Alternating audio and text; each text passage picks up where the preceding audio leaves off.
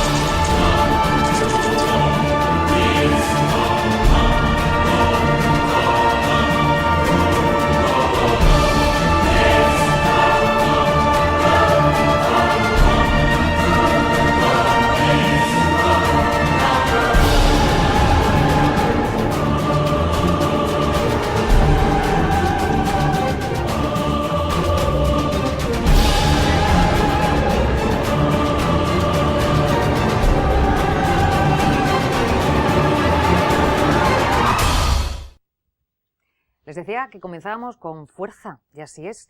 Muchos son los países en los que todavía, como bien saben, se ejecuta la pena de muerte. Nos vamos a centrar en Estados Unidos. Todo lo que rodea una ejecución es como un pequeño ritual, o bueno, lo que rodea lo que nos muestran, por ejemplo, las películas, porque la realidad no la sabemos, las cosas como son. No hemos estado en ningún lugar, vamos, yo nunca he asistido. Yo tampoco. Tú tampoco, ¿no? Tampoco tengo mucho interés. Quiero decir que al final es todo como nos lo muestran en las películas, Sí, ¿no? Y sí, lo que nos tal muestran en cual. las películas, pues es la realidad. Bueno, No hay mucha diferencia. por eso, entre las películas y la realidad, mucha, en esto no lo sé. Bueno, pues ya por un lado vemos a los asistentes que siempre están en la ejecución, el sacerdote, el funcionario malísimo que está encargado de la inyección letal, el prisionero justo diciendo lo único que le dejan decidir, ¿no? ¿Cuál es su última cena? Y sobre todo esto tenéis mucho que contar los dos. Iván, ¿qué tal? Bien, aquí estamos. ¿Sabes Otro día más. ¿Sabes lo que vas a cenar? Pues no, pero no me gustaría cenar nada de esto, ¿eh? Y menos en el sitio. Y Javier de Miguel, ¿qué tal? ¿Cómo estás? ¿Qué tal? Muy buenas. Bueno, bloguero, ¿no? Blogger, sí, hago otras cosas, pero bueno, una de mis aficiones es escribir. Un pequeño, como te contaba fuera de cámara, cajón desastre en el que yo, bueno, vierto contenido que me resulta curioso. ¿Y por qué te has fijado? Porque todo esto también un poco viene de ese artículo, Sí, ¿no? exactamente. ¿Por qué te fijaste en las últimas escenas de los condenados de muerte? Llegó a mí, no. ¿Pero cómo llegó? Navegando por la red. Vi algo que hablaba de esto y bueno, pues me puse a indagar un poco, hice un pequeño recopilatorio de imágenes. Al final, lo que yo buscaba y lo que la gente que me sigue buscaba era el impacto visual, ¿no? Creo que la foto, que son recreaciones al final de un fotógrafo que, bueno, con la documentación que tenía, pues fue recopilando y preparando esas fotos. Yo cuando, a medida que iba montando las fotos e iba viendo el desarrollo, vi que había dos claras vertientes.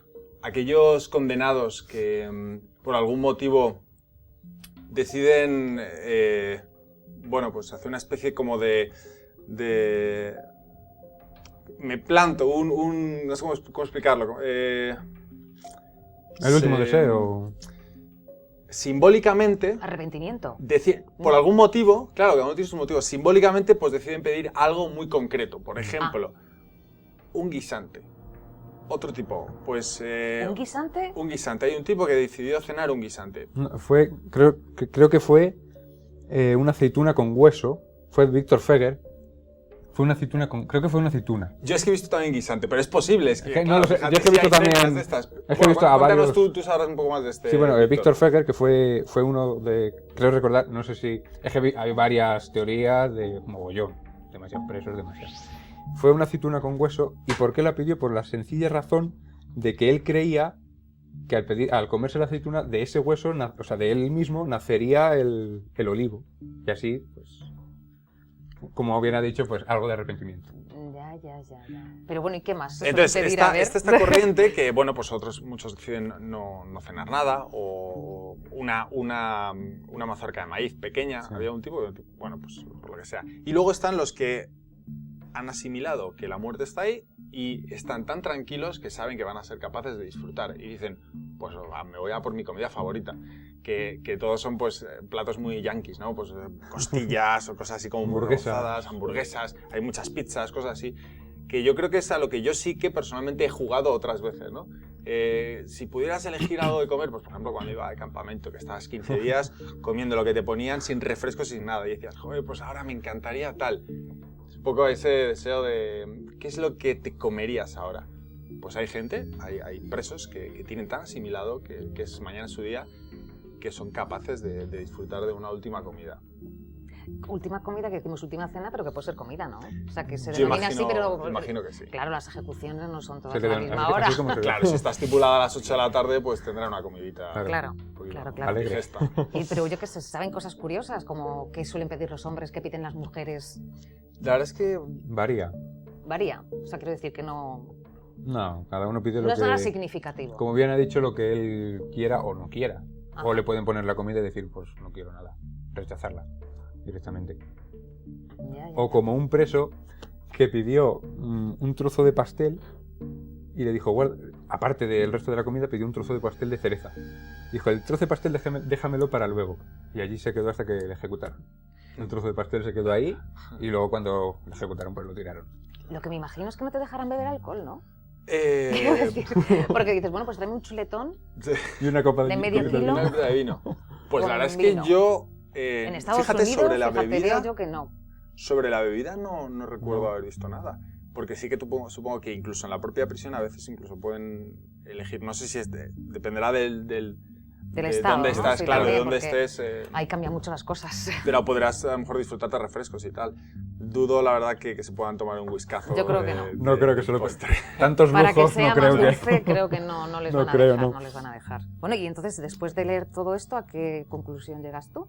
Yo me pregunto si hay alguna relación entre la gente los presos que deciden pues hacer algo simbólico. Por ejemplo, había otro que pidió un cáliz con vino, pues no sé si habría vino, pero un cáliz y pan. Pues fue su última cena. Sería católico, por lo menos. Sí, fue súper religioso, tal. Sí, además hablaba de eso. No sé si habrá alguna relación entre este simbolismo y los que están absolutamente tranquilos y se van ya con su manjar. Todos sabemos que ha habido muchos casos en los que resulta que el preso condenado a muerte no era culpable. Yo no sé si en el caso de que un no culpable que es condenado a muerte tendrá apetito para comer. Por mucho que lleve 10 años en el corredor de la muerte y tenga asimilado que va a morir, pero yo creo que la angustia es cuando más se acentúa, es en plan, yo no me merezco estar aquí, no quiero cenar, no quiero nada, me da igual lo que me deis porque no vale para nada. Claro.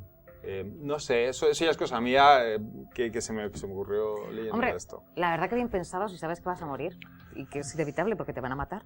Dudo que te apetezca comer algo. No, ¿por qué no comer? Bueno, sí, darte una alegría, ¿no? Pero, no, es que ya es el final. Pero como bien han dicho, si es injusto, pues a lo mejor ya se te quita, como acabo de decir. Sí, pero... Que si es verdad que eres injusto y realmente lo eres, pues muchas ganas de comer. Extrapolando esto a un plano mucho más banal, porque claro, nosotros no podemos ponernos en su pie. Desde luego. Pero cuando nosotros nos dan una mala noticia, a mí personalmente el estómago se me encoge. Bueno, pero cuando... si tú eres un condenado a muerte, lo sabes de hace días, ¿eh? Quiero decir. Claro, es que no sé si, claro, a lo mejor no eso... te dicen por la mañana, hoy te ejecutamos. Correcto, hay años. Hay gente que se tira años en el corredor de la muerte. Y están en el corredor, o sea que lo tienes más que asumido. Pero claro, llegas a un momento en el que pero es que es la última vez ya, no lo sé. Por eso, como es la última vez, ¿por qué no? Pues ¿Por qué no te dan vino? Un preso, por ejemplo, pidió un puñado de tierra y no se lo concedieron, pues por las leyes que tenga, los requisitos, y le dieron un yogur o algo así. Pero bueno. Pues igual, yo creo que esto es simbolismo. El tipo, pues yo que sé, a lo mejor buscaba que la tierra se le purificase. De todo a saber ya. Cualquier cosa. ¿Qué es lo que se busca, no, con esa última cena? Sí. Bueno, yo no sé si tenías algún caso, pues quieres. Luego creo que van a ilustrar algún ejemplo de cosas que hayan... No, más que nada, pues eso, la mayoría. Sobre todo a mí el que más me ha impactado es el caso de Ted Bundy, que era un tipo bastante... Ted Bundy, este era malote, ¿no? Sí, sí. Era un asesino de estos... Sí. Cuéntanos algo sobre él. Era bastante... Pues, bueno, como todo buen criminal. Empezó como... Como buen criminal que se precie. Exactamente, para decirlo de alguna manera. Empezó pues nada, pues pequeños hurtos, robos, tal. Pero luego ya cuando fue tomando conciencia y empezó a asesinar, en el año 1974 cometió 10 asesinatos. A sus víctimas las violaba, las golpeaba, las secuestraba en su coche. ¿Se puede decir la marca? Sí. Un Volkswagen. Las metí en un Volkswagen. Aparte hoy vamos a hablar de coches más. Y pues las violaba, las golpeaba, etc. En Colorado tuvo 6 asesinatos y creo recordar que los últimos fueron en una fraternidad, en la fraternidad Chi Omega. Y bueno, en la universidad. Sí, y luego en la época de estudiantes. También tenía una pinta de guapete, tal, que eso a las chicas pues como que las atraía un poquillo, ¿no? Entonces, si se las ganaba... malote, o sea... Sí, lo tenía todo. todo con coche. Hasta yo me quiero... Hasta yo también. Tú quieres también pasar por las manos. Claro, hasta que yo no tenga que ver con él. ¡Hombre! Y nada, y al final, el 24 de enero, pues... Vale, pero ¿qué pidió? ¿Qué pidió? Ah, ¿qué pidió? Pues... Claro. Después de hablar tanto de él... Al turrón. Por la típica cena, un entrecot, huevos, tostadas, zumo y leche. Esa es de las más repetidas. Tostadas, huevos, que es como una especie de desayuno americano. Sí. Pues eso como para cenar, una tostada ahí de pan. ¿Vosotros habéis pensado alguna vez qué pediríais de última cena? Pues yo supongo que algo de chocolate, que algo me dejará sabor dulce. Yo también, yo seguro algo de dulce. Chocolate y una copita de vino. No se puede vino, no se puede. ¿Cómo que no se puede? Perdona, en el país que yo vivo sí. En Estados Unidos no, pero donde yo vivo sí. Y te pregunto si aquí en España habría gente que pediría pues, un guisante. Guisos tradicionales. Hombre, pues seguro, tú ponte unos callos, una fabada. No, en España sin comer no nos íbamos a quedar. Eso desde luego. Aquí nada de simbologías, aquí nada de tráeme un pedacito de tierra. No. El perolo hasta arriba. Pues tienen ciertas limitaciones, les ponen, dependiendo de la prisión, pero un presupuesto aproximado. Ah, claro, o sea que no se pueden pasar. No se pueden pasar, 20, 30, 40 dólares, lo que sea. Y bueno, pues supongo que también pues habrá algunas acotaciones, pues eso, que nada, por alcohol no puedes pedir. Hay un tipo que pidió una tarta con velas encima, y sí que se lo concedieron, con la fecha de su matrimonio. Que a mí la verdad es que eso me cogió un poco el alma, ¿no? O sea, la fecha en la que te casaste y tal, y con eso te vas. Que sea lo último que recuerdes, ¿no? Con eso te vas. Como he dicho, simbólico, algo simbólico. Sí. Nada, otro día me tienes que contar, por ejemplo, sobre la inyección letal. ¿no? Jo, a mí yo es que esos ya terrenos, wow. No, El método de la ejecución... Exactamente. ¿Los métodos son lo suficientemente eficaces como para que sea rápido y no doloroso? Yo recuerdo un tipo, Ángel Nieves, que suelen tardar 7 minutos y medio la ejecución. Duró 1 hora. Por negligencia. Madre mía.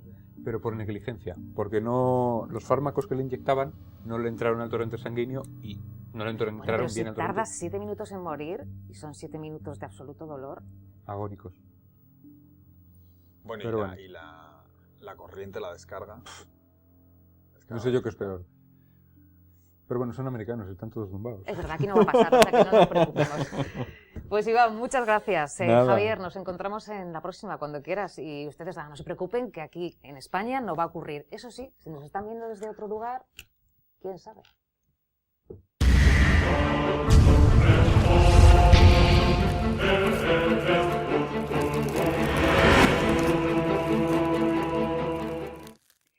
Pues de coches habíamos hablado hace un rato y ya les adelanté al inicio del programa que hablaríamos de uno de los sex symbols hollywoodienses. Hablamos de James Dean, pero queríamos hablar sobre todo sobre su coche maldito. Es un coche que la verdad no solamente acabó con la vida del actor, sino que curiosamente Isaac Campos, ¿qué tal? Muy buenas. Tiene una larguísima historia. Sí, la verdad es que sí. Sorprende, cuando uno se pone a ver esa historia después incluso del accidente del coche con el que James Dean pierde la vida, uno se lleva una sorpresa detrás de otra. Sí. Bueno, y fíjate, porque tú me contaste, ¿no?, que le apodaba cariñosamente Bastardo Maldito. Sí, no, bueno, el pequeño bastardo. El pequeño bastardo. Vale. Eso es. Le puso ese nombre y además lo puso en el propio coche. ¿Ah, lo sí? tenía escrito en letras porque se lo decoró. Se lo decoró una persona que luego se lo compraría al coche, George Barris, que fue el creador del Batmóvil de la serie de los 60. ¿Qué me dices? Sí. Entonces él le decoró el coche con un número también, le puso, me parece que era el 140, o sea, como si fuese de competición, y le puso ese nombre, el pequeño bastardo. Bueno, seguro que casi todos los espectadores conocen historias de objetos, ¿no? Que son malditos. Como estamos diciendo, es especial, pero sobre todo porque el accidente ya fue muy extraño, ¿no? ¿Qué es lo que qué es lo que nos llama más la atención de la muerte de James Dean? Bueno, hay versiones también contradictorias porque está bastante extendido que se dice que iba muy rápido, ¿no? Y sin embargo yo me he encontrado otras informaciones que al parecer no, según investigaciones, en la carretera en la que iba bastante acoplado, digamos, a la velocidad, porque además estaban pegados en multas y le avisaron en la gasolinera anterior y todo esto. Y entonces sí que parece ser que iba sin luces el coche. Entonces, el coche iba sin luces. ¿Fue de noche? Sí, más o menos por la tarde-noche. Prácticamente sí, ya no había visibilidad y eso, por lo tanto, el otro coche no le ve en un giro que hace. Este coche no lo ve porque iba sin luces y tiene lugar el accidente. O sea, es un coche, o sea, es un choque frontal. Sí. Lo hace, se choca contra un estudiante, ¿no?, el conductor del otro coche, pero es curioso porque el coche de James Dean queda destrozado. Muere. James Dean muere. También se suele decir que muere al instante porque se rompe el cuello. Eso que te iba a preguntar yo si fue al instante o no. Se va en muchas informaciones se asegura que sí, que muere al instante. Bueno, yo me he encontrado una información que dice que al parecer los policías le vieron agonizar, o sea que no fue al instante. O sea, incluso el propio hecho en sí queda un poco también con misterio, ¿no? Él muere y él iba con un mecánico. Él iba con ¿En su coche? en el copiloto, como copiloto, sí. iba un mecánico amigo suyo. Bueno, James Dean muere, el mecánico pues tiene diferentes fracturas y todo esto, pero el conductor del otro coche... Nada. Bueno, sí, una cosa, se rompió la nariz. queda el coche curioso, ¿no? destrozado, Porque aparte, pero el James otro nada, Dean no le pasa llevaba un nada. buen coche. Llevaba un buen coche. Lo que pasa es que estamos hablando, era un Porsche 550 Spider. Lo que pasa es que está pensado para carreras, para correr, y es a donde se dirigía. O sea, que él iba a una carrera. Él iba a una carrera. Algo que le dijo su productor o su agente, que lo tenía prohibido, Ya. justamente por eso, competir. Bueno, es que Pero, con James Dean claro. los directores lo tenían muy pillado. Sí, porque sí, claro, sí, era sí. muy juerguista. Era muy juerguista, efectivamente. Y entonces, sí, claro, sí, te sí. destrozaba el rodaje. Claro, y un apasionado de los coches, de la Claro. velocidad, y competía, y bueno, hacía mucho loco, sí, Claro. efectivamente. Y hasta tal punto que les prohíben los directores correr. Pero termina el rodaje, me parece que en esta época sería de la película Gigante, me parece, Ajá. y lo celebra, con su nuevo coche lo celebra, Uf. yéndose a correr porque ya ha terminado la película y bueno, pues es el momento de irse a una competición y iba con su mecánico. La verdad que curioso es, accidentes de tráfico se pueden tener muchos y hasta en la vida puedes tener 4 accidentes de tráfico o 5, como yo, estar aquí. Pero por eso digo que eso no es extraño, pero lo que sí que es extraño es lo que ha ido pasando con los restos de ese coche, que si por lo visto quedó destrozado, luego Sí. pasó a manos de alguien, lo intentó, me Efectivamente. imagino, recuperar. ¿Qué pasó? Eso es, estábamos hablando de cuando sucede el accidente, que es el 30 de septiembre de 1955, tiene ese accidente y se intenta recuperar un poco el coche. Lo compra el propio George Barris, que lo hemos comentado antes, que era el Batman, ¿no? creador del coche de Batman, que le había decorado el coche. Por $2.500 compra lo que queda de él, Los para restos, un poquito, y para... por lo que estoy viendo, Sí. ¿no? Las imágenes dejan bien claro que era siniestro total. Era siniestro, pero bueno, sí que se intentan recomponerlo y lo logran un poquito. Sabemos que el tema de restaurar coches, bueno, pues es todo un arte y lo consiguen. Pero hay diferentes piezas de todo este conjunto que se reparten. O sea, como en plan, la chatarra, quiero decir, que se aprovecha. O sea, claro. Claro, hay partes que pueden Las aprovecharse. bujías, el motor, Eso es. parachoques, lo que sea. Por ejemplo, el motor. El motor es, bueno, pues es digno de decir porque, bueno, lo primero de todo, incluso antes de despiezarlo, cuando George Barry compra el coche, la grúa que lo transporta Tiene otro accidente. tiene accidente. El coche se le cae a la grúa, ¿no? Y el mecánico que estaba manejando esa grúa pierde las 2 piernas Madre mía. cuando llevaba el coche al dueño. Así que eso de momento con los restos y... O sea, que fue la segunda víctima que dejó este coche. Sí. Pero ha habido muchos más. Sí. Incluso, sí, bueno, hay una... Es que está su copiloto. El copiloto sobrevivió. Sobrevivió. Se rompió, me parece que el fémur, la cadera, pero estuvo intentando suicidarse durante bastante tiempo. Pero no lo logra y se muere. Muere, me parece que en el año 81 o algo así, en un accidente de coche, de tráfico, después de intentar suicidarse, tras tener este accidente con James Dean, que se le muere al lado. En un accidente de tráfico piensas por qué te salvas tú y se muere el otro, ¿eh? Estás en el mismo lugar, claro, en el mismo momento. Por eso entra en esa espiral y intenta quitarse la vida porque no puede vivir con ello. Pero no lo consigue hasta que tiene un accidente de tráfico y fallece el copiloto, el mecánico.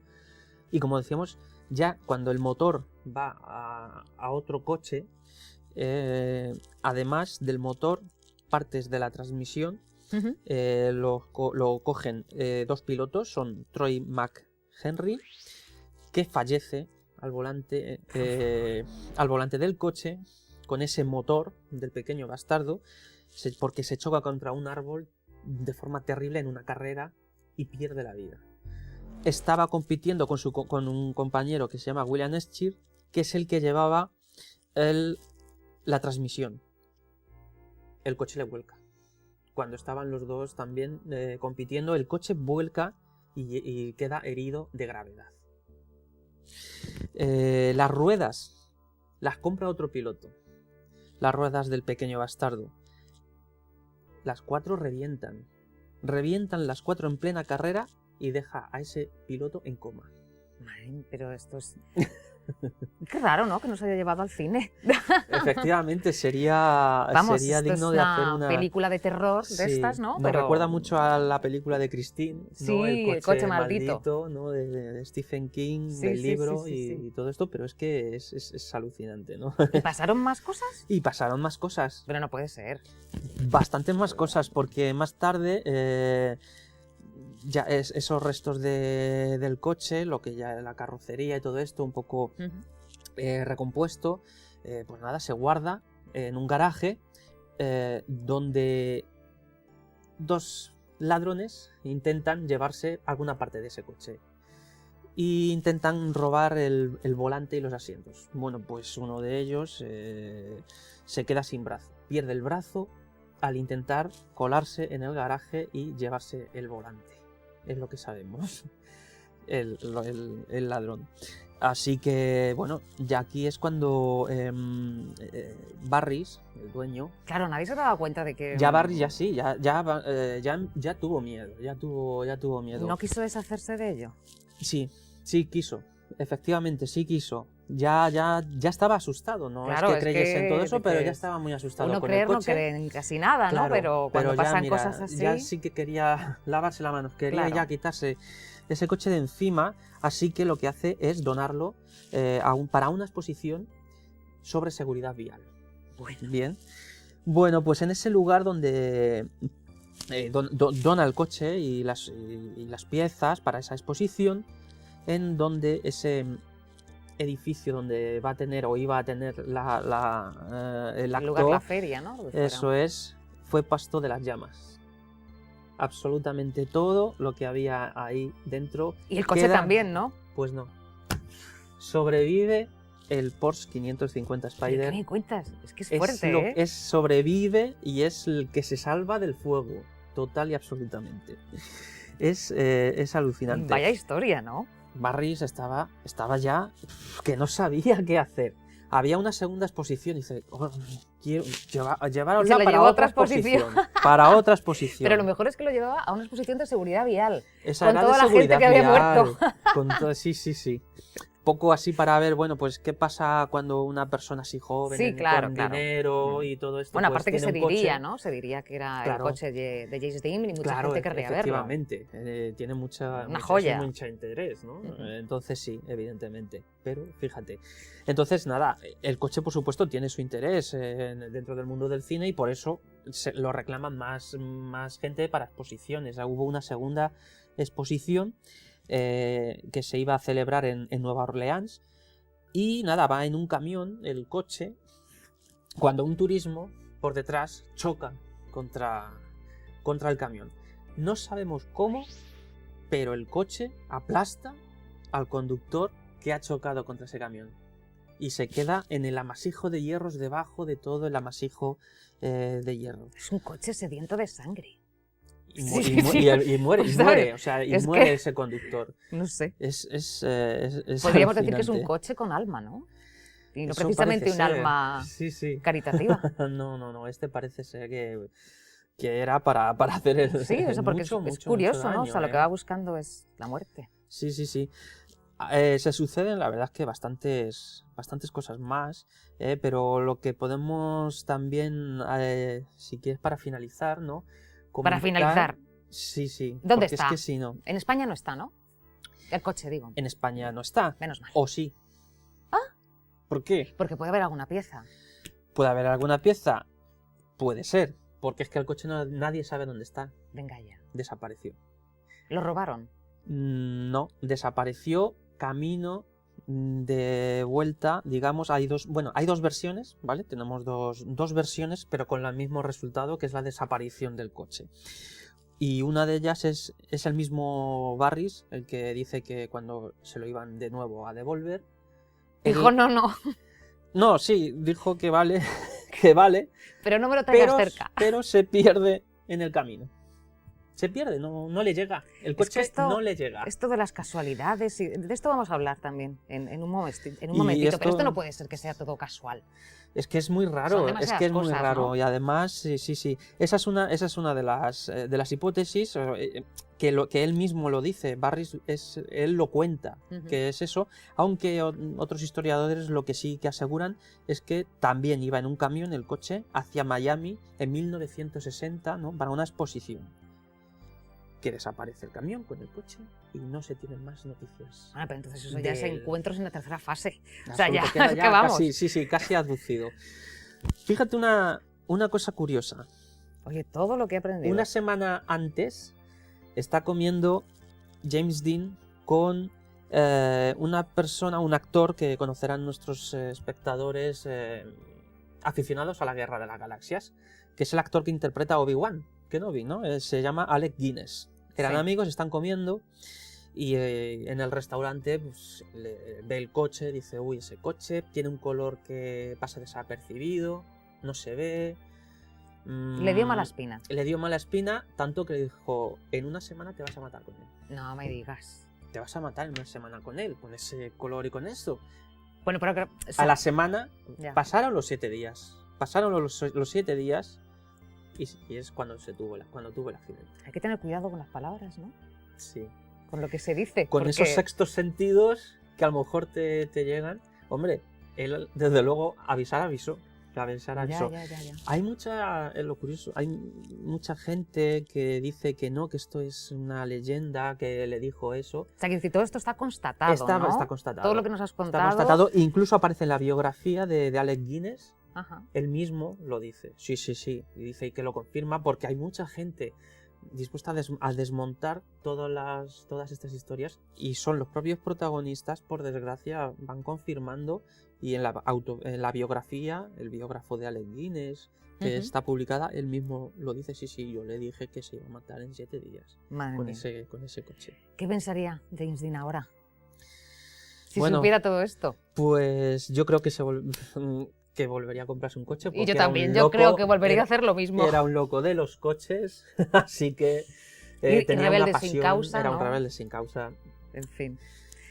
Pues bueno, todos nos acordamos de James Dean, pero hoy nos ha quedado muy claro cuál ha sido la vida de ese coche, sobre todo la muerte que arrastró el coche de James Dean, ese pequeño bastardo maldito.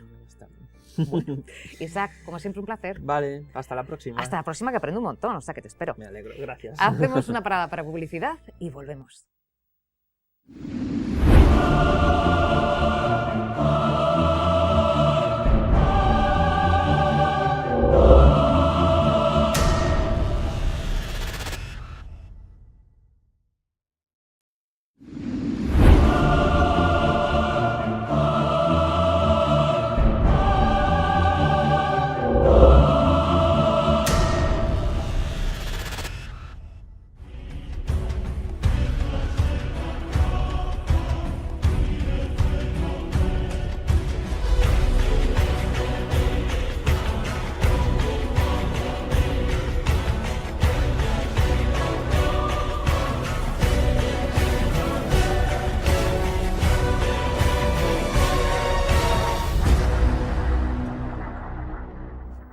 Pues si veníamos de hablar de algo muy curioso como es la muerte de James Dean y ese coche maldito, vamos a hablar de algo que nos va a dar un poquito más de miedo. Me imagino que de pactos con el diablo igual habrán escuchado, incluso habrán leído, pero ¿realmente esto cómo es? Pues yo la verdad que no soy experta en el tema, pero quien nos acompaña hoy sí. Estamos acompañados de Fermín Mayorga, que bueno, ya 13 libros en tu haber, llevas investigando la Inquisición durante muchos años. O sea que de esto tienes mucho que decir y está comprobado. Sí, por supuesto, el Archivo Histórico Nacional es precisamente la base de toda esta información que despliego, ¿no?, en estos libros, y donde la temática en sí, la que más se ve en ellos es precisamente, bueno, pues cómo actuaba el Santo Oficio en España, y a raíz de ahí, bueno, pues todo lo que conlleva hablar de ese tema en sí, es decir, el judaísmo, moriscos, brujas, sodomitas, todas aquellas personas que no iban por la senda del crucificado y que tenían de alguna forma que sufrir en sus carnes pues ese escarnio cruento a manos de la Santa Inquisición, ¿no?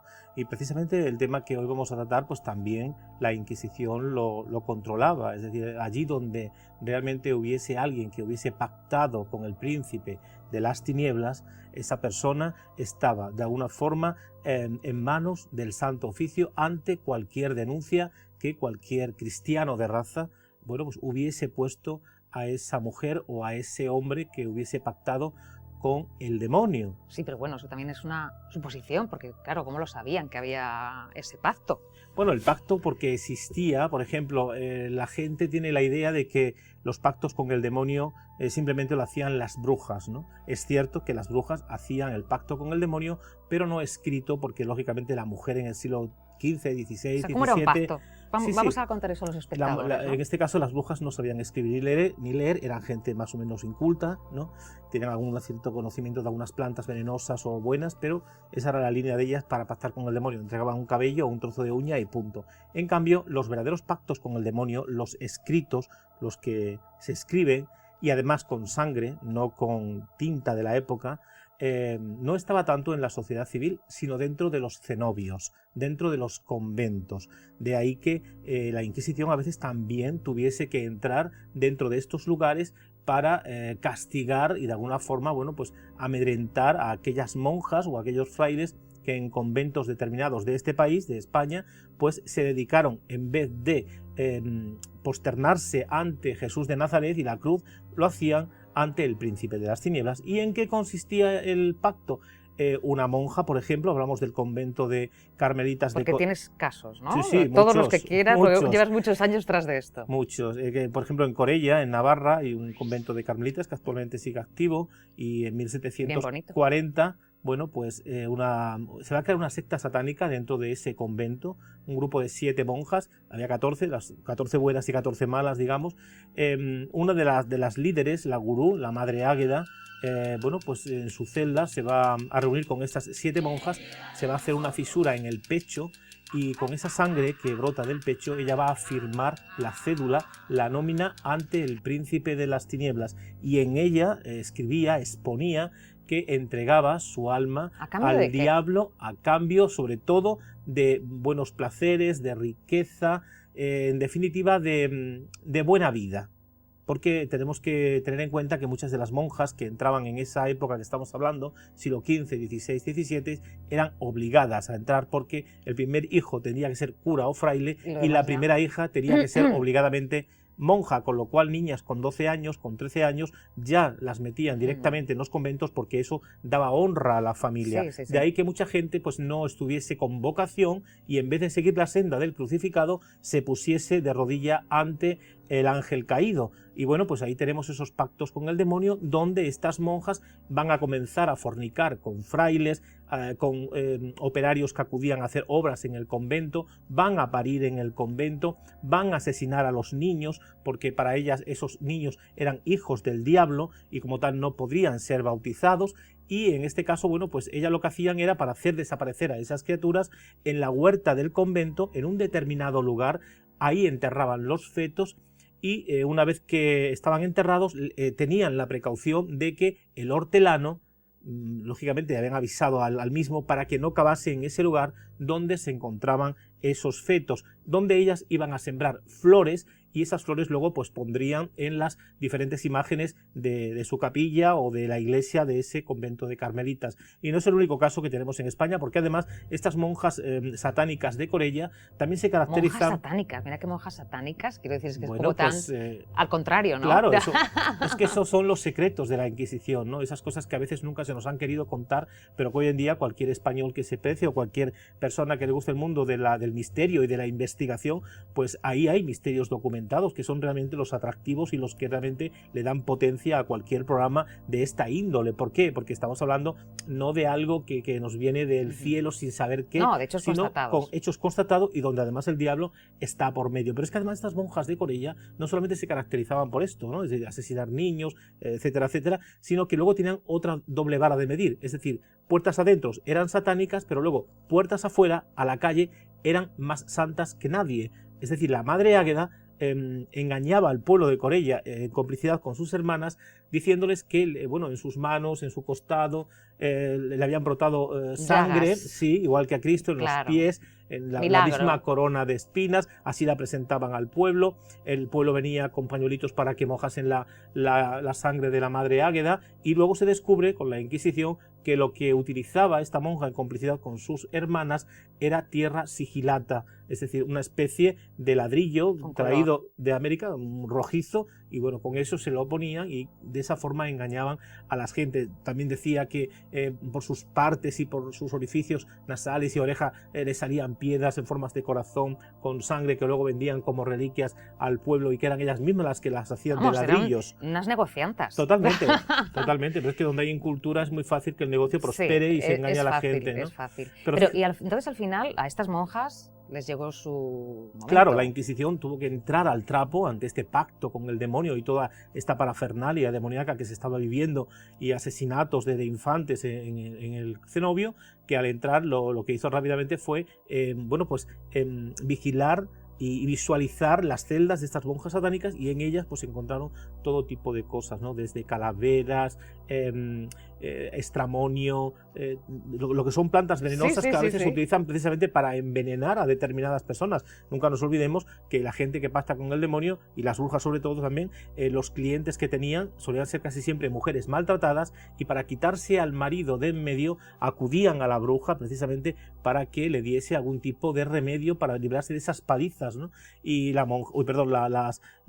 brujas, en este caso, lo que le daban a estas mujeres era o estramonio, amanita fenoide, que está por todos sitios, lo que es la seta venenosa. Sí, hay que saber cómo diferenciarla, pero claro, vamos. En cualquier bebida negra, en vino tinto, en café, ¿no? Que no se ve, y en el siglo XVI-XVII, donde precisamente esto no se depuraba como se puede depurar hoy, te tomabas el vaso de vino, iba con pozos de uva, ¿no? Y echabas la amanita fenoide y a la semana había muerto hinchado como un pote, como solemos decir, ¿no? Bueno, eso nos estabas contando que ocurría en Navarra, en Corella, pero hay más lugares en España, ¿no? Claro, sí. Con todo lo que has estudiado... No, hay muchísimos, hay cientos y cientos de casos de pactos con el demonio. Y en concreto, bueno, en Antequera, en Málaga, hay también otro convento, en este caso franciscanas, que también se caracterizaron por lo mismo que las de Corella, ¿no? Es decir, por pactar con el príncipe de las tinieblas, con la sangre de la líder del grupo, y a partir de ahí, bueno, pues se entregan su alma al diablo para hacer todo tipo de actos contrarios a lo que se les exige desde el punto de vista cristiano, ¿no? Bueno, pues enterraban los crucifijos, las hostias, por ejemplo, que iban a tomar, nunca se la tomaban, la guardaban, luego le hincaban alfileres, hacían pócimas con ellas, las quemaban en la hoguera, es decir, todo lo contrario a lo que realmente se le pedía, ¿no? Amén de todo ese nacimiento de rorros dentro del cenobio. Sin duda alguna un escándalo, porque cuando la Inquisición entra al saco en todo ese berenjenal, las va a castigar con torturarlas dentro del convento, porque ellas al principio niegan que realmente se estén comportando así, y las denuncias que llegan son de hermanas que han visto cosas raras, ¿no?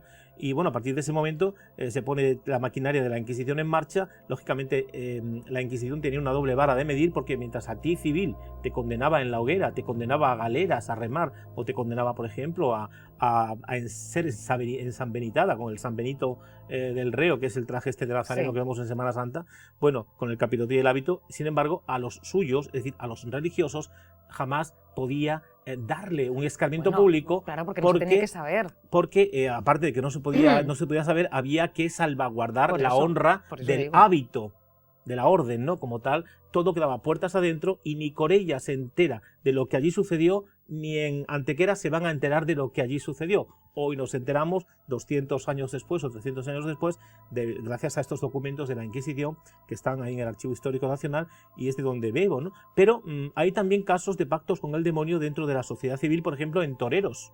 ¿Quién lo diría? Estos hombres que siempre están al lado de las imágenes de la Virgen, que bajo su montera se ponen pues a una imagen de su santo, al más venerado, etcétera, etcétera, o en las capas. Sin embargo, nos encontramos que Ventura Rodríguez, un torero de 1745, bueno, pues se va a caracterizar también por hacer un pacto con el demonio, con su propia sangre, y poniendo además por escrito en el pacto que lo hace para que le enseñe a banderillear bien, que las capeas todas le salgan bien, a matar bien, a tener un lenguaje coloquial lo suficientemente elevado e ilustre que se pueda codear con personas de alto abolengo. En definitiva, un pacto con el demonio diferente al de los conventos, pero que pedía a cambio todo eso, es decir, beneficiarse para que le saliesen bien todas sus lidias. Pero jugando con unos amigos, él llevaba el pacto al lado del corazón y se le cayó. Escrito, ¿no? Claro, escrito, se le cayó, y uno de los jóvenes que estaba con él, porque era un chaval joven, tenía 21 años, pues lo leyó, y al leerlo dijo: esto es un pacto con el demonio. Rápidamente fue al sacerdote de turno, que es el que hacía siempre en cualquier población de comisario del Santo Oficio.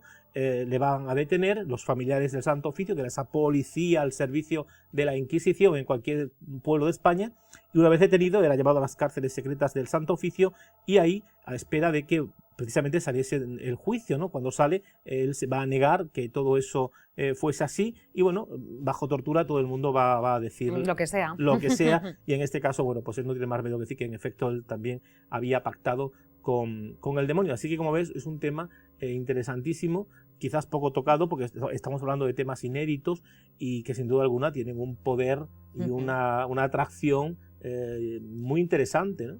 Lo que siempre tendría que haber es alguien, ¿no?, que te informara de cómo llegar a todo eso, que sería la pieza fundamental, la que empieza el engranaje. Claro, en este caso, bueno, ¿por qué en los conventos se fraguaba esta dinámica? ¿Quién comenzó? No, por una razón muy sencilla, porque los grandes grimorios y los grandes libros de magia, esos que estaban perseguidos por la Inquisición, estaban guardados precisamente en los conventos. Ajá. Y a veces algunos frailes se hacían de extranjis con este tipo de elementos, los llevaban a otros conventos, como por ejemplo este de Corella o el de Antequera, y a partir de ahí comenzaban esas catequesis demoníacas donde se desarrollaba todo ese tipo de actos.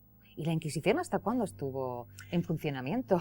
Pues la Inquisición estuvo hasta el año 1834, que es cuando queda abolida, y la reina regente María Cristina, que fue la que dio, digamos, la puntilla, le da 3 días, en este caso a la Iglesia Católica, para que precisamente de los templos se descuelguen de las paredes de los templos todos los sanbenitos de los reos. Porque si tú, por ejemplo, eras de Badajoz, en la Catedral de Badajoz, por haber sido acusada y condenada, tu San Benito se colgaría en las paredes de las iglesias, ¿no? En este caso de la catedral. Yo, que soy extremeño también, en Cheles, un pueblo de 1500 habitantes, hubo 8 condenados, pues los San Benitos de esos 8 condenados estuvieron en las paredes del templo de Cheles. ¿Para qué? Para perpetuar la infamia del reo y la de todas sus generaciones, ¿no? Con lo cual tú ya no podías viajar a Indias, no podías utilizar el color carmesí, que era el color de la hidalguía, no podías trabajar en trabajos públicos, ni llevar oro ni plata, y ahí sí te veían con esas alhajas o montando a caballo. Eras un hereje al que en el siguiente auto de fe te podías ser quemado en la hoguera porque habías desobedecido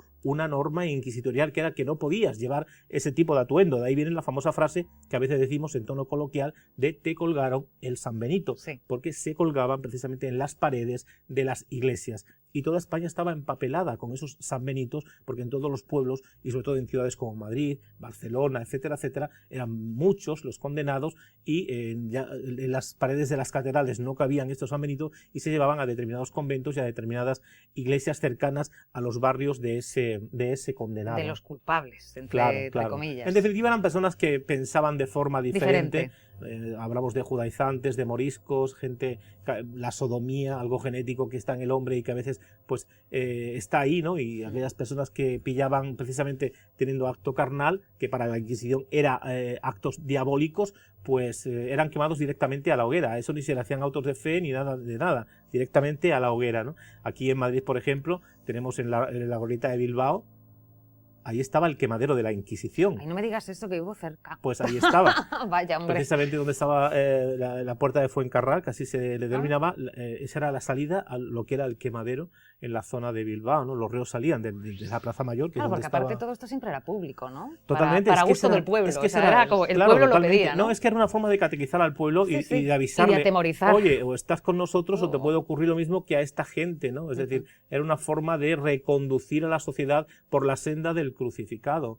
Piensa que todo esto era el Andalus anteriormente, y aquí se celebraba el Ramadán, aquí se circuncidaba a los niños, ¿no? Pero todo eso, fíjate, desapareció muy rápido, ¿eh? Claro, cuando llega la Reconquista... Es como si aquí no hubiera pasado. Claro, pero cuando llega la Reconquista, los templarios, la Orden de Santiago, la de Calatrava, se encuentran con una sociedad que está islamizada. ¿Cómo cambias tú eso al cristianismo? Desde luego no por muy buenos predicadores que tenga, a golpe de terror, a golpe de hogueras, a golpe de galeras, a golpe de muerte, y utilizando el nombre de Dios en vano, y violando los mandamientos de la ley de Dios, desde el no matarás hasta el no codiciarás los bienes ajenos, porque la Inquisición le confiscaban todos los bienes a los reos, desde las casas, las tierras, desde donde ellos pagaban, bueno, pues al notario de la Inquisición, a los calificadores del Santo Oficio, a los inquisidores, etcétera, etcétera. De hecho, los inquisidores, los únicos que podían ser inquisidores por orden vaticana, eran los miembros de la orden de los dominicos, los dominican, los perros de Dios. Madre mía. Pues un día a ver si nos hablas mucho más sobre este tema. Aparte, yo lo único que se me viene a la cabeza es a cuántas personas ajusticiaron en la Inquisición. Bueno, el número más o menos está en unas 30.000 personas ajusticiadas en este país.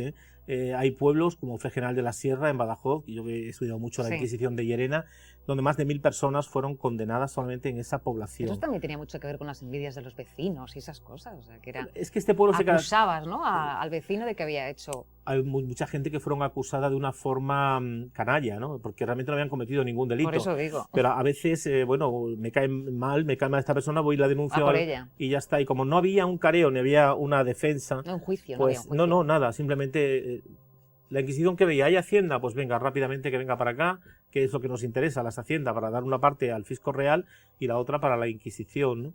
Pero cuando hubo personas que realmente fueron condenadas falsamente y la Inquisición se da cuenta, la Inquisición, de que realmente eso ha sucedido, luego había que devolverle... ¿La Inquisición se daba cuenta? Hubo casos que sí. Y en estos casos la Inquisición lo que tenía que hacer era devolverle la honra a esa familia. ¿Y cómo se hacía eso? ¿Cómo se le devolvía la honra? De forma pública no creo.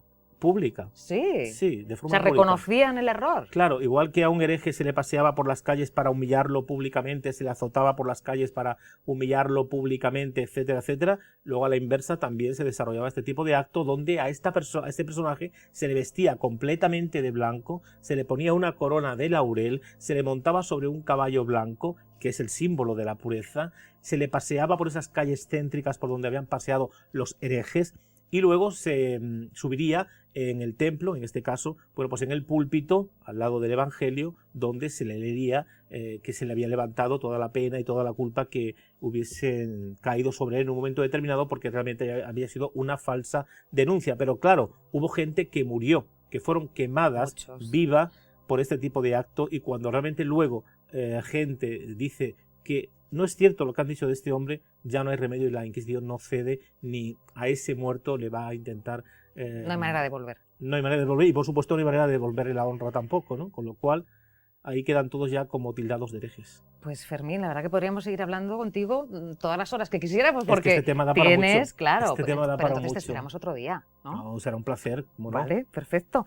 Ahora mismo, en los tiempos que corren, ¿seguimos haciendo pactos con el diablo? Sí, claro que sí. Hay grupos... ¿Quién los hace? Hay grupos satánicos que siguen adorando no nos queda nada de tiempo, al príncipe pero... de las tinieblas, porque precisamente el mundo del cristianismo tiene a esos dos elementos. Por un lado el bien, Jesús de Nazaret, pero también por otro lado el mal, el diablo. Los dos forman parte del mismo engranaje. Por lo tanto, es libre fe en una albedrío cosa, para o quien tienes quiera. fe en otra. Claro. Y si no me va bien con este, pues mira, voy a intentarlo con el otro, a ver qué tal. Entonces se crean grupos en torno a, porque también tiene un cierto poder. Claro, ¿no? Y con los tiempos que corren cada vez más. Pues sí. Me imagino, ¿no? Eso es. Que está cada vez más complicado.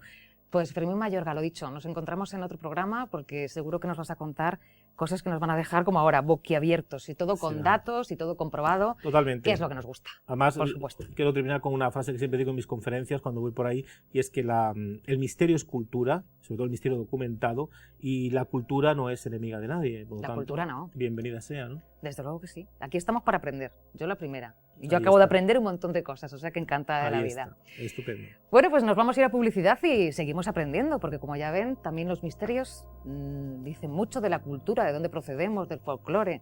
En fin, que estamos aprendiendo. Antropología pura y dura. Aprendiendo que estamos en Ciencia y Misterio. Hasta ahora.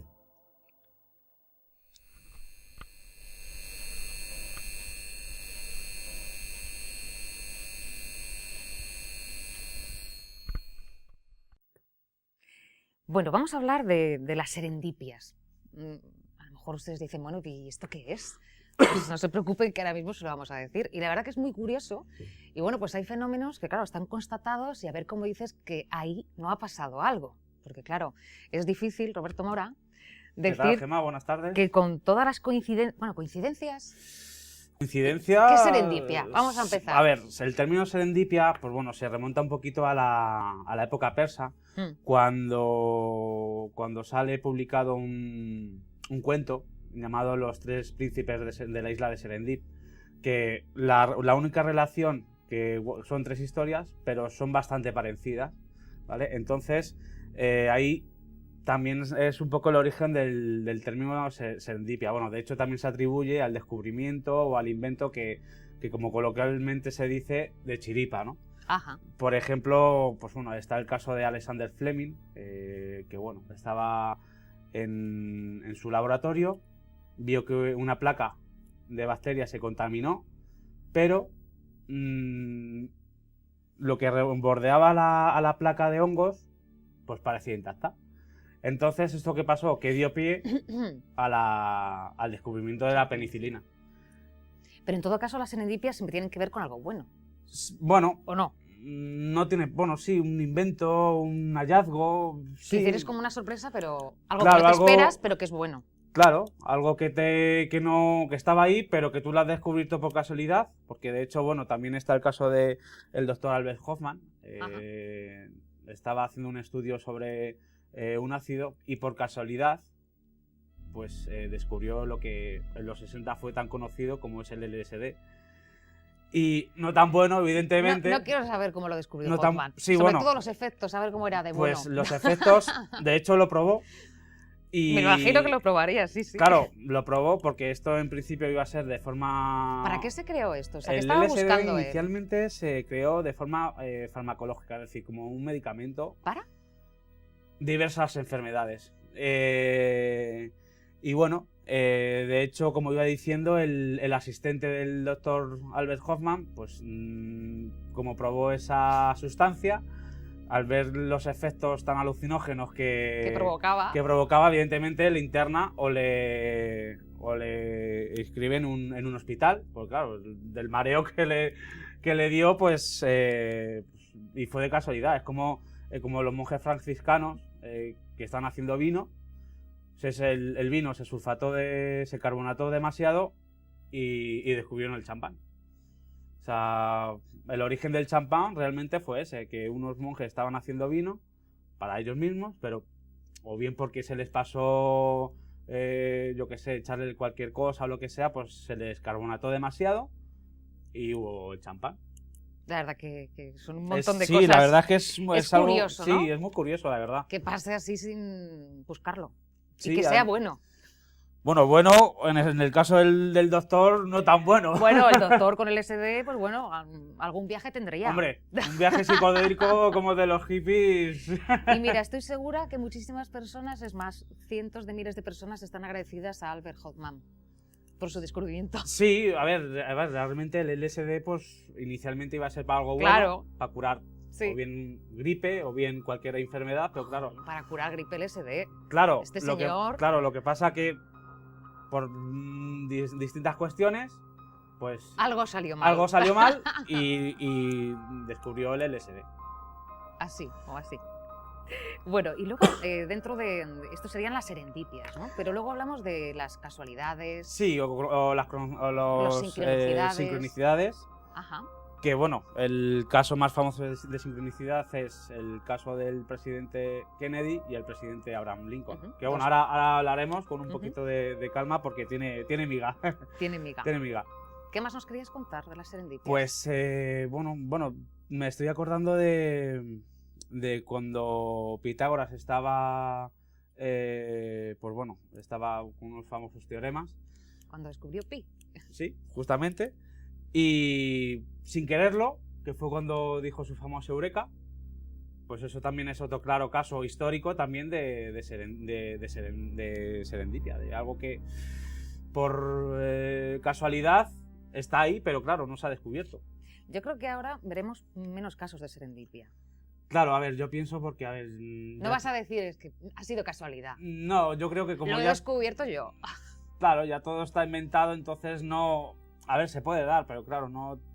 A ver, antes estaba todo por descubrirse, pero claro, ahora ya en estos tiempos, como se suele decir, ya está todo inventado y ya no nos sorprendemos de nada. Pero, ¿Quién sabe? Bueno, quién sabe, ¿Quién sabe? lo mismo a lo mejor. De aquel próximo programa tenemos una serendipia. Lo mismo, ojalá. Vamos entonces con el tema de las sincronicidades. Decías tú que hay un caso muy claro, estamos hablando de dos presidentes norteamericanos, hablamos de Kennedy y Lincoln, y que curiosamente, aun con ¿cuántos años de diferencia? De 100 años. 100 años, 100 un siglo, ¿no? Sí. Hay cantidad de datos que les unen, no solamente números, sino nombres. Sí, bueno, ves nombres, contándonos, fechas, bueno, porque... primero hay que decir que todo esto no se descubrió, sino que salía a la luz, mejor dicho, 2 años después de aquel fatídico día en Dallas.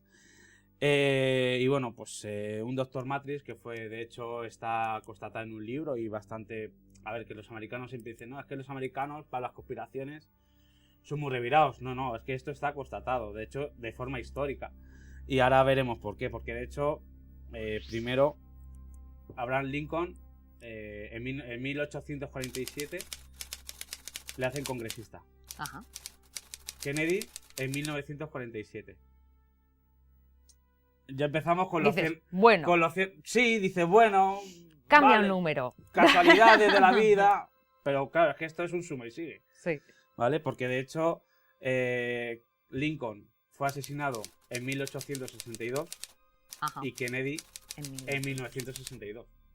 Seguimos con las casualidades que dice la gente, bueno, es que, bueno, pues bueno, cosas del destino, cosas del azar, cosas de la historia, pero te pones a tirar y ves cosas que son curiosas porque, a ver, dos personajes históricos no tenían ninguna relación entre sí y tanta vida en común o cosas bastante cosas en comunes. Al final sí había algo. Algo, sí, algo raro hay, porque de hecho, bueno... Es como si se repitieran patrones, ¿no? Sí, de hecho... Como si estuviera Lincoln volviendo... Otra vez.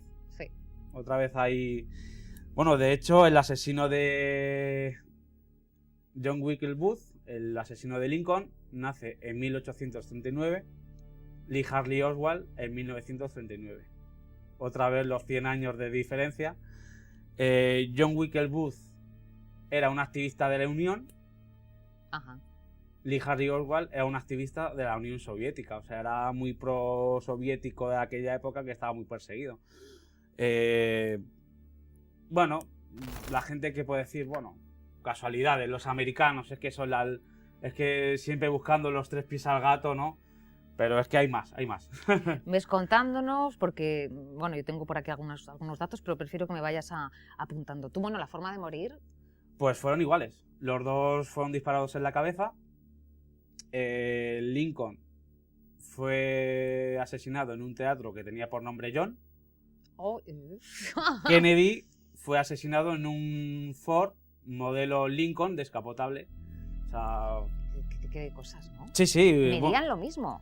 Medían lo mismo, un 83. De hecho, los dos presidentes mueren antes de que acabaran el mandato.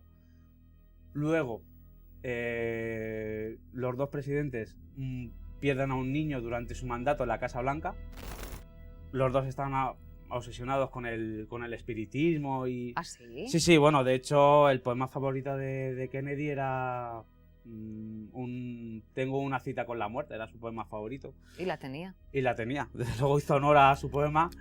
Y bueno, de hecho, el Lincoln era... Bueno, es súper sabido que en las reuniones de la Casa Blanca por la noche se juntaban mediums, espiritistas. Bueno, también es cierto que en el siglo XIX el espiritismo estaba en auge. Sí. Entonces, claro, era bastante aficionado. De hecho, en el despacho Oval hay quien dice que está todavía Lincoln por ahí, paseándose.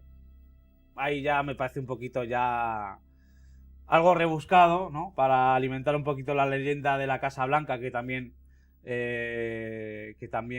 ¿La Casa Blanca tiene leyenda? Sí, de La hecho, Casa Blanca maldita. La Casa Blanca maldita. O la maldita Casa Blanca. O la maldita Casa Para Blanca. los que están en ella creo sí, que bueno, no. de hecho hay un incidente con Reagan cuando Reagan era presidente en los 80, que estaba pasándose por los pasillos de la Casa Blanca y tal, y bueno, dice que se le aparece Lincoln. Claro, el presidente Reagan dice, bueno, a ver, o es producto del estrés, o es... Pero claro, ya, a ver, vacilando una cosa Sí, pero con que otra. era una cosa, ¿no?, que ya se había visto. Sí, porque de hecho, bueno, el testimonio más famoso es el de Reagan. Porque de hecho... Claro, porque es el más fuerte, sin duda. Sí, bueno, es el más fuerte. Que el claro, presidente te diga que ha visto imagínate a un presidente muerto. Claro, imagínate un presidente de la primera potencia mundial como es Estados Unidos que diga, no, es que he visto a Lincoln después de 200 años muerto, evidentemente impacta, ¿vale? Impacta porque la verdad que, bueno, es algo extraño, claro, y sobre todo curioso. Y bueno, siguiendo con el tema de las sincronicidades, la secretaria de Lincoln se apellida Kennedy y la secretaria personal de Kennedy se apellida Lincoln. O sea, Evelyn Lincoln... Aquí hay gato encerrado. Sí, sí. O sea, es que vamos. Hay algo extraño, algo falla. De hecho, bueno, como ya he comentado, todo esto sale a raíz de que después de que la comisión Warren, pues bueno, dijera que había sido Lee Harvey Oswald, que todavía está un poco en el aire, sí, porque hay sobre gente si que fue dice o no. Sí, bueno, hay gente que dice que fue la mafia, otro que fueron los cubanos. Bueno, pues después de que la comisión Warren diera por concluida la investigación, pues a raíz de esto, pues este hombre, el Dr. Matrix, pues bueno, saca este libro. Dr. Matrix. Sí, como ¿De la ahí película viene de Keanu Reeves. ¿Pero viene de ahí el nombre de la peli? Pues no lo sé. No lo sé, pero de hecho este hombre en su época tuvo mucho tirón con el libro de las sincronicidades entre Lincoln y el presidente Kennedy, porque la verdad que, a nosotros porque nos pilla de lejos. Porque bueno... Sí, pero bueno, son dos presidentes. Nosotros tenemos más conocimiento de los presidentes de Estados Unidos, sí, que los estadounidenses de los nuestros. De los nuestros, eso es. Tenlo por seguro. Sí, no, eso sí, pero... Porque nosotros somos África, sí, casi para ellos. Eso sí. Sí. Entonces sí que tenemos conocimiento. Yo creo que son dos figuras históricas que a todos nos sorprende, ¿no? Lo que estamos escuchando. A mí lo que me choca también es que fueron aficionados al espiritismo. Sí, bueno... Ahí sí que hay 100 años de diferencia. Quiero decir, tú decías, bueno, es que Lincoln justo en ese siglo, claro, Kennedy se llevaba... Sí, bueno, pero aún así Kennedy también... No hay tanta constatación a nivel documental de que Kennedy había tenido algún incidente paranormal o lo que sea, pero sí es cierto que algo hay porque de hecho, dicho por él, era muy aficionado. A ver, estamos hablando de los años 50, hay más o menos un resurgimiento del espiritismo en los Estados Unidos, no tanto porque la censura de la época y del país de aquella zona no lo permitía, pero bueno, el presidente, ¿quién va a censurar al presidente, no? ¿Quién es el guapo que le censura? Nadie. y bueno, de hecho, el sustituto de Lincoln se apellida Andrew. El sustituto de Kennedy, Lyndon Johnson, nació en la población de Andrew, en Texas. O sea, es impresionante. Es impresionante. O sea, yo lo conocía y bueno, la verdad es que la primera vez que lo escuché me quedé un poquito y digo... Si esto es una leyenda, ¿no? O sea, porque es claro, mucho como dices, bueno, esto... Claro, dice, bueno, leyenda urbana, luego los americanos que también les gusta mucho buscar los pies al gato, como se suele decir. Sí, hacer historia de cualquier cosa. Claro, de todo hacen una película, de todo hacen un mundo, como se suele decir, pero la verdad que te pones a mirar y... La verdad es que no es tanto película, como parece. De hecho, el que filma la muerte del disparo en la cabeza del presidente Kennedy se llamaba Abraham. Hasta el final. Y el que cubre la muerte del presidente Lincoln se llamaba John. O sea... Y es que diciéndome eso que me cuentas de Lincoln, ¿no será que él quería seguir?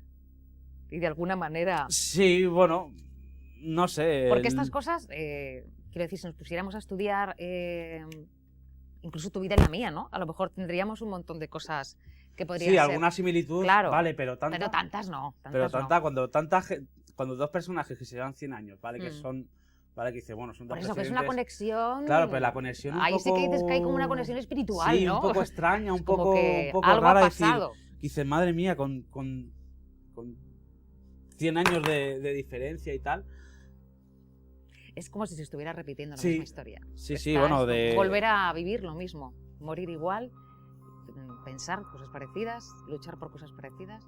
Sí, bueno, de hecho también John Wilkes Booth, el que asesina a Kennedy, se va a refugiar a un teatro, mató en un teatro, se va a refugiar a un antiguo almacén y Lee Harvey Oswald mata a Kennedy desde un antiguo almacén.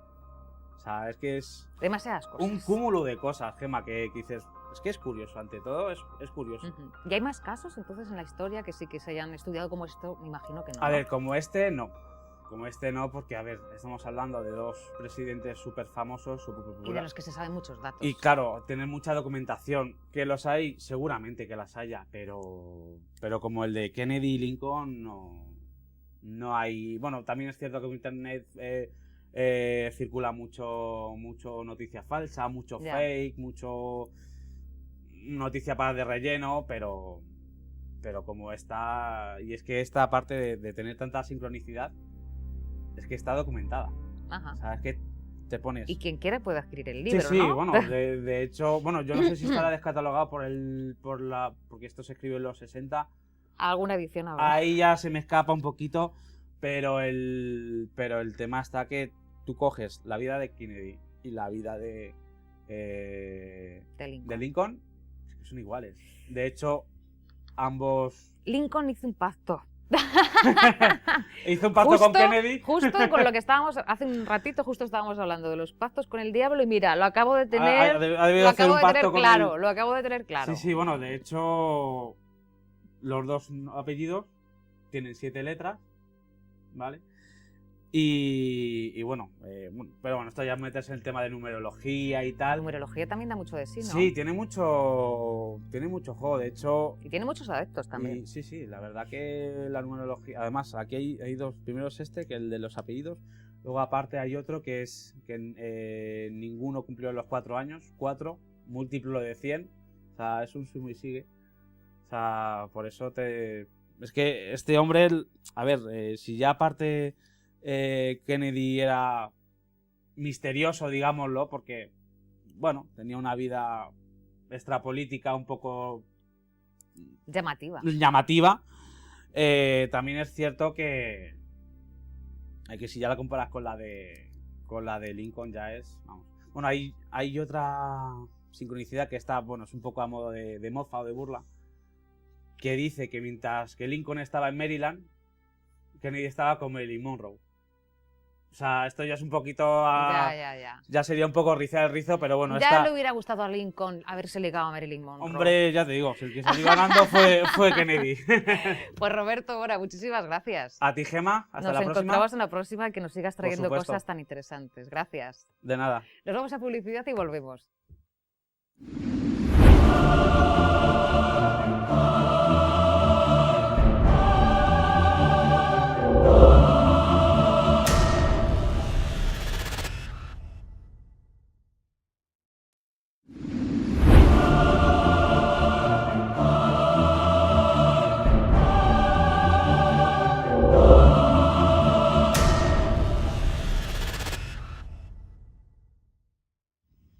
Ya estamos de vuelta. Los miedos condicionan nuestras vidas. Cómo nos relacionamos, dónde vamos, por qué vamos aquí o no vamos allá. En fin, están presentes en cada cosita que hacemos, diría yo. Pero bueno, como yo no sé de esto, ya saben que siempre me rodeo de buenos profesionales, y vamos a ver cómo podemos superar los miedos y ser libres, ¿no? Porque estos miedos nos atan. Micael Pérez, ¿qué tal? Genial de estar aquí otro día. Bien. Manuel Flores, ¿qué tal? Muy buenas, encantado. ¿Con miedo no? ¿Vosotros no? No. No. Qué bien, ¿no? ¿Sois libres? Sí. Pero la mayoría, pero yo creo que la mayoría no lo somos. No.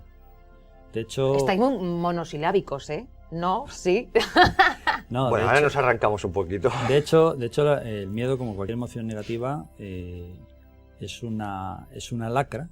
Es una lacra y controla a nivel mundial a la humanidad. Entonces, bueno, toda emoción negativa es una expresión desagradable.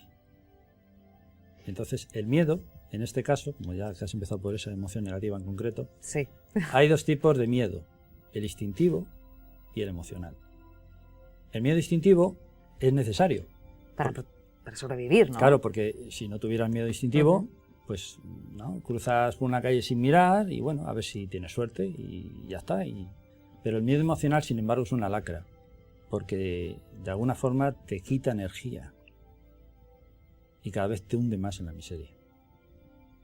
Ya, pero ¿y por qué nos llega todo esto? Porque también, por lo que nos pasa en la vida, ¿no? Pero también hay veces Sí. que es como algo que llevas arrastrando. Esos miedos surgen y es como muy difícil quitártelos de encima, ¿no? Te condicionan, absolutamente. Sí, a ver, los miedos te condicionan actualmente, siempre, o sea, desde toda la vida de Dios, se han utilizado términos para explicarlo. Actualmente los términos que se utilizan es el amor enfrentado al miedo. No el amor enfrentado al odio, porque tú no odias aquello que no temes. Entonces el amor enfrentado al miedo. Entonces una de las dos va a dirigir tu vida siempre, una de las dos va a condicionarte. Cada vez que a lo largo de tu vida un hecho en concreto no ha salido bien, es un miedo. Si desde que tú naces, tus padres, que son tu referente absoluto, es no hagas esto, no hagas aquello, no vayas para aquí, no vayas para allá, esto cuidado, aquello no, te vas a caer, te vas a hacer daño. No, miedo. Llega un momento en que en verdad la mochila que llevas a la espalda es tremenda. Luego el sistema está preparado para que temas. Temes perder la casa, temes perder el coche, temes perder a tu pareja, temes perderlo todo. Cuantos más miedos hay en tu vida, más encadenado estás. Y además es curioso porque miedo, llega un momento en que no hay forma de salir de ello. ¿Tienes tantos? Pero entonces la manera de liberarte de los miedos es cuanto menos tengas, ¿no? O menos desees. Sí, o aceptarlos directamente. No, a ver. Aceptar los miedos, a ver, porque ahí tú no estás de acuerdo. Bueno, ¿Los miedos se tienen que aceptar? en parte sí. ¿O tienes que luchar contra ellos? Porque claro, hay que, no sé. No, Luchar nunca. hay un dicho que dice que a lo que te resistes persiste. Si tú luchas contra algo se vuelve más fuerte. Una emoción negativa, el miedo en este caso, es una emoción que de alguna forma te quita tu personalidad. O sea, no eres tú. O sea, tú te identificas con ese miedo. Entonces, bueno, llega un momento en que no eres tú. Luego la imaginación negativa, cuando tienes ese miedo, enseguida la imaginación empieza, bueno, a volar y a volar y a volar. Entonces, la única forma que tienes de detener ese miedo es observándolo. Vamos a poner Sintiendo. ejemplos. Vamos a poner ejemplos porque a lo mejor es difícil que les llegue, ¿no? a todo el mundo lo que estamos hablando. Miedo, decimos, venga, a las parejas, ¿no? Venga, pues Vale. pongamos que estamos en esa situación, ¿no? Acabas de romper con tu pareja, claro, quieras que no estás triste, Sí. O podemos- pero también tienes miedo, Sí, porque no vale. quieres que te vuelva a pasar, ¿no? Vale, pero podemos poner un ejemplo que es mucho más Tú sencillo. ponme el que porque quieras. De parejas. De parejas, no. De parejas porque es mucho más sencillo y mucho menos traumático, por llamarlo de alguna forma. Y es la pareja que va por la calle, Sí. pareja, y de pronto pasa un chico o una chica y al que le corresponde, pues mira, ¿vale? Uy, eso lo dices porque te pasa mucho. No, no, yo no tengo ningún miedo de ningún tipo, o sea, yo vas con tu pareja, pasa un chico, Vale. un chico más guapo. Pero digo, ya, pues, ¿qué miedo hay? Sí que tiene... No, el miedo siempre es de la persona que acompaña a quien mira. Ejemplo más básico. Tú vas con tu chica. Hago primera persona para que se entienda. Vas con tu chica. Pasa una chica guapa. La miras. Tu chica automáticamente, esto funciona así, empieza a tener miedo. ¿Y por qué la ha mirado? Es más guapa que yo, le gusta más que yo, etc. Es un miedo general. A la empresa también. O sea, si es ella la que mira a un chico guapo que pasa al lado, surge el miedo. El miedo surge de forma absoluta, clara y en cada manifestación porque estamos acostumbrados a buscar el miedo lo primero. Pero quizá porque yo creo que eso es como falta de seguridad, ¿no? O sea, lo que nos da miedo es lo que no controlamos. Por descontado. Ya está. Pero la sociedad nos ha orientado a no controlar nada. En verdad, siéntate, ¿qué controlas en este momento? ¿Controlas la hipoteca, el trabajo? No No controlo controlas nada. Claro, Nada. fin de la cuestión. Es normal que los miedos te atenacen, porque en verdad no se controla nada. Entonces, la única opción es que tú asumas la situación tal y como está, no apatía, sino la asumas. El miedo empieza a dejar de tener posesión de ti, porque empiezas a no temerlo, empiezas a aceptarlo. Pero si lo aceptas, dejas de temerlo. Sí, empieza a diluirse. Hay técnicas, vamos a ver si intento poner otro ejemplo. Hay técnicas de introspección, hay técnicas para mirar al comienzo de tu existencia, desde el mismo nacimiento. Vas avanzando y vas viendo en qué momentos de tu existencia ha habido algo que te ha causado perturbación, ¿vale? Entonces, pongamos que un familiar es quien te ha causado perturbación. Entonces, perturbación grave. La única forma de que eso desaparezca de ti es que seas capaz de proyectar la imagen de esa persona frente a ti. Que no te perturbe, que no te altere. Empezar por la compasión, sentir compasión hacia ese ser. Y llegar a un momento en el que sentir, estamos hablando de amor universal, sentir el anhelo de abrazar ese ser, de reconocerlo como igual. Hasta que tú a ese ser no lo reconozcas con amor, mientras lo sigas reconociendo con miedo, no importa las barreras, no importa los muros, no importa las armaduras que te pongas, siempre va a estar ahí. Siempre. Solo si lo reconoces y lo reconoces con amor, dices, vale, acepto el daño que me has hecho, lo acepto todo. Te reconozco como hermano, no se va a ir. Ya, pero ¿cómo aprendemos a hacer eso? Porque eso no nos han enseñado, ¿no? Claro, pero se aprende. Sí. A ver. No, se aprende, lo que pasa que, bajo mi punto de vista, el miedo, de primera sí que decir que el miedo es la base de muchas emociones negativas. Porque el miedo, pues, puede darte, por ejemplo, a lo que hablabais, los celos. Pero el miedo, la única forma, bajo mi punto de vista, puedo repetir, que se puede, si no eliminar, sí aplacar, es estudiándolo en su raíz. Es decir, al principio tú tienes que intentar detener ese miedo para que no se apodere de ti, porque en el momento que ese miedo se apodera de ti, ya olvídate. Entonces, si tú estás atento a ti mismo, percibes ese miedo, lo puedes en un momento detener si tienes ciertos argumentos.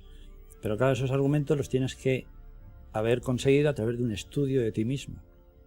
Es decir, ya cuando estás en, digamos, en frío, no estás en caliente, tienes que ver, bueno, a mí me ha pasado esto.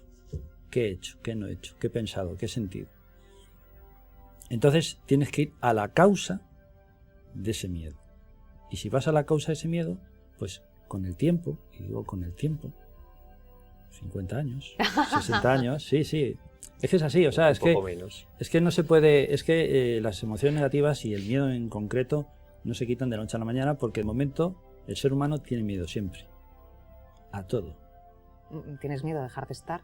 Claro, entonces... Lo único que hacemos, estamos... Te preocupan muchas cosas. Entonces, no te queda otra que coger al mal por la raíz. Y en ese momento, pues ya vas trabajando. Pero volvemos a lo mismo. Si tú no tienes conciencia, eso ya lo habíamos visto en otros programas, si tú no tienes conciencia, tú no puedes trabajar ese miedo. Porque si tú te identificas con el miedo, no estás trabajando. Le estás dando fuerza, ¿no? Claro, le estás alimentando. Le coges de la manita y sigues para adelante. Entonces, ¿qué ocurre? Pues que al final, pues bueno, y sabemos que el miedo puede derivar en todo tipo de historias. Depresión, violencia... Sí, patologías. De todo. Entonces, esa, bajo mi punto de vista, es la única forma.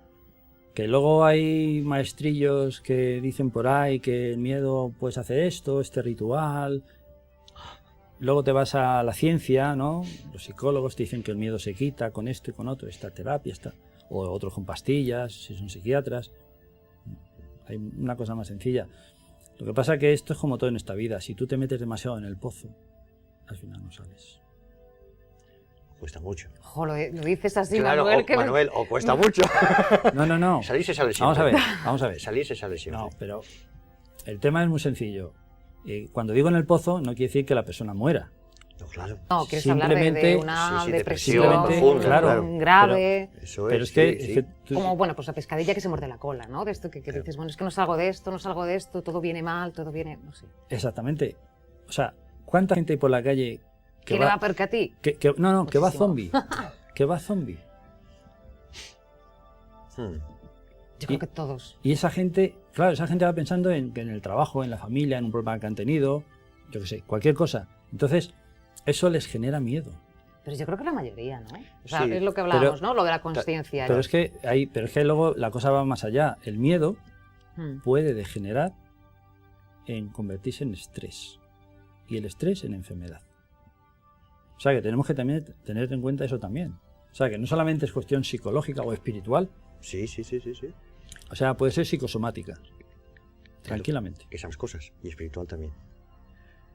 A ver, yo siempre planteo, porque es real, o sea, todo el mundo puede salir de la situación en la que se encuentre, sea la que sea. Todo el mundo. Con lo cual, la referencia de que llega un momento en el que va a ser tan grave como para no poder salir, yo jamás lo esgrimo. No estáis muy de acuerdo hoy, ¿eh? No. Hoy tenemos la parte psicológica y la parte Pero eso es espiritual. genial, eso es No, genial. perfecto. Igual que, por ejemplo, a mí me gusta siempre ver la parte positiva porque existe, porque puede. Porque he visto gente estar muy metida y ha conseguido salir. Difícil, o sea, cuando una persona está en un estado determinado, una depresión profunda. Y además, hay una cosa que es muy curiosa que yo establezco siempre, que es un año. Cuando una persona, que es lo que aproximadamente tarda la mente en adaptarse a un cambio psicológico, emocional, personal, llamémoslo como quieras. No sé si estarás de acuerdo conmigo. Entonces, si una persona sufre una desgracia personal y la permitimos que se mantenga en ese estado de depresión emocional durante un año, la mente lo asume como algo natural, como cuando consumes drogas, que llega un momento en que tu propio cerebro pelea contra ti si quieres erradicar las drogas. Entonces, esto es igual. Entonces llega un momento en que tu propia mente pelea contra ti y se ha vuelto un yonki de esa emoción, de esa tristeza. Entonces la anhela que encontrar a alguien que la abrace, a alguien, pobrecito mío, pobrecita mía. Pero es un poco como estás hablando de que te acostumbras a vivir así, por decirlo de alguna manera. Hay ¿no? muchísima gente en el mundo que se ha acostumbrado a vivir así. Término yonki. Sí, bueno, con el rol, ¿no? Con el rol que tú te quieras poner. Yonki emocional es muy exagerado, pero sería bastante claro. Entonces, una persona que lleva no un año, sino que desde que nace hasta que pongamos tiene 40 años, lleva una vida de miedos, de negatividad, efectivamente es una persona que para sacarla de ese estatus requiere mucho tiempo. O al menos requiere que esa persona sea consciente, o sea, que llegue a ti y te diga, oye, la vida que llevo no me gusta, no me es grata, no me hace feliz. ¿Hay alguna forma de salir de ella? Claro, esa persona ya viene preparada. O sea, no sabe el sistema, pero viene preparada. Que un cambio, ¿no? Claro, es muchísimo más fácil. Pero es lo primero que decíamos, ¿no? Primero darse cuenta, asumir. Eso es fundamental, el darse cuenta. Si no asumir, aceptar, no sé. Claro, si no te das cuenta es como si fuera invisible para ti. Pero es que yo creo que para la mayoría hacemos que sea invisible. Sí, pero primero... Quiero decir, si tú quieres seguir todos los días adelante, te tienes que engañar. No.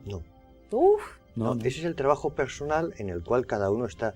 Me refiero, lo primero que haces, o una de las primeras cosas que haces cuando tú pretendes seguir una senda determinada, en este caso la mía espiritual, la de Manuel, pues a través de ser coach, pues más mental, más cerebral, es reconocerte a ti mismo. O sea, yo cuando me miro al espejo, sé quién soy. Todas las barbaridades que he hecho a lo largo de mi vida, que han sido unas pocas, todas y cada una de ellas las reconozco, las asumo. No me verás a mí decir, no, yo eso jamás. No, eso lo hice yo, ¿vale? Entonces, claro, tú asumes tu verdadera naturaleza.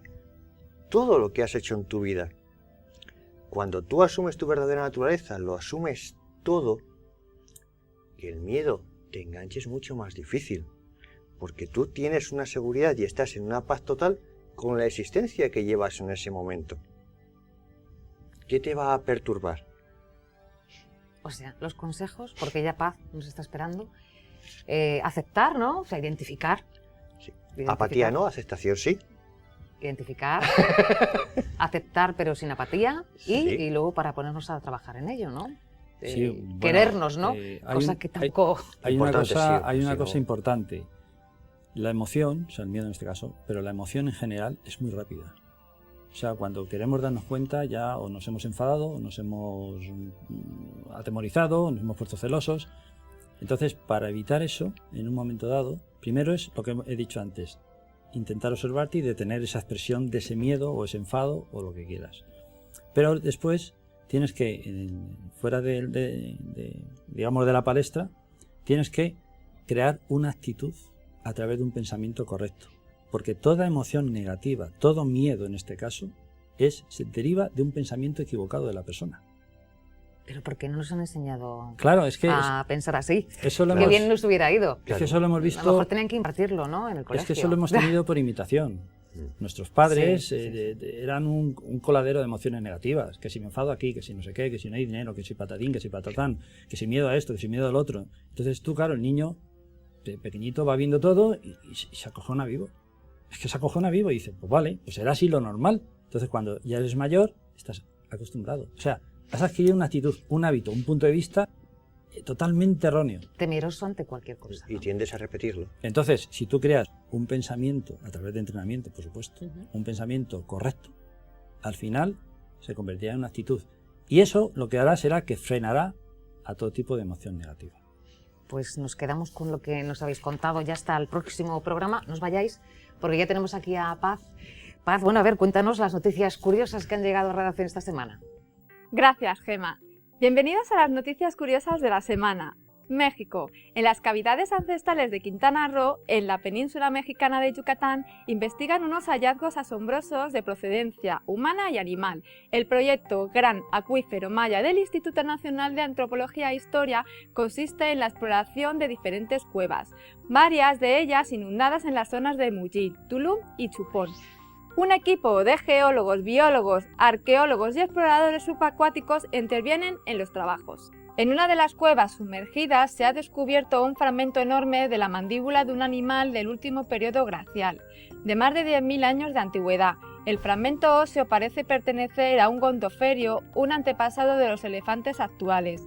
Se presenta al menos 5 piezas dentales todavía articuladas. También se ha encontrado un cráneo humano prácticamente completo y cubierto por una capa de mineral endurecido o concreciones, que requieren un goteo constante durante cientos de años, por lo que se debió de estar expuesto en un ambiente seco antes de que se inundara la cueva. El cráneo podría superar los 10.000 años de antigüedad y por tanto podría ser uno de los primeros pobladores de la zona. En la silenciosa profundidad de esta cueva también se ha hallado un altar maya del periodo posclásico temprano entre 900 y 1200 años después de Cristo, revestido todavía del estuco y del mejor preservado de los que se conocen en la zona. En sus relieves se presentan figuras antropomórfonas, zoomórfonas y algunas abstractas, y en la ofrenda consiste en un gran fragmento de la estalagmita, una formación calcácea de los mayas vinculada con la fertilidad. Por último, cabe destacar el hallazgo de una vasija maya, posiblemente de la misma época, que se encontraba completa a 500 metros de la entrada de una gran cueva inundada y a 10 metros de profundidad. La pieza de cerámica puede ser depositada cuando el nivel del agua era más bajo. América del Sur. A unos 200 kilómetros al norte de Lima, un grupo de arqueólogos descubrió en Aspero un entierro de unos 4.500 años de antigüedad, que corresponde a una mujer de estatus altos de la sociedad de esta civilización caral, la más antigua de América. El hallazgo se recuperó de un edificio dedicado a ídolos y el cuerpo fue encontrado en posición flexionada con el dorso hacia abajo, en un hoyo cavado con ceniza y material orgánico. Un análisis determinó que se trata de una mujer de aproximadamente unos 40 años. Al parecer tenía un alto estatus social por su ritual de enterramiento, que consistió en una ofrenda con semillas de vegetales y en la cual objetos muy apreciados de esta sociedad, como collares y broches tupus. Los expertos también han encontrado 8 flautas traveseras, elaboradas con huesos de animales, que estaban depositadas como ofrendas en esta misma ciudad. Estos hallazgos ayudan a conocer el aspecto de esta organización social y del sistema religioso de la sociedad de Aspero, la ciudad pesquera de la civilización caral. Una niña de 12 años israelí halló un amuleto egipcio de la época de los faraones. El pequeño amuleto tiene forma de colgante y mide 21 milímetros. Está decorado con jeroglíficos y lleva el nombre de un gobernante faraón egipcio, con el nombre de Tutmosis III. Un coordinador del proyecto explicó que se trata de una pieza del antiguo Egipto y que podría tener incluso más de 3.200 años de antigüedad. Esta niña de 12 años, llamada Neshama Spellman, participa con su familia en el proyecto del examen del Monte del Templo, una iniciativa para tamizar la tierra extraída de la zona de los templos bíblicos de Jerusalén. La niña comentó que encontró el amuleto hace 4 años, cuando tenía unos 8 años. Más de 17.000 voluntarios han participado en el proyecto desde que se inició en el año 2004, aunque todo apunta a que se puede llevar varios años a determinar la procedencia y la importancia de este descubrimiento. Viajemos a Perú. Un nuevo análisis de imágenes de satélite ha permitido desvelar el significado de unas extrañas construcciones en la zona de Nazca, al sur de Perú.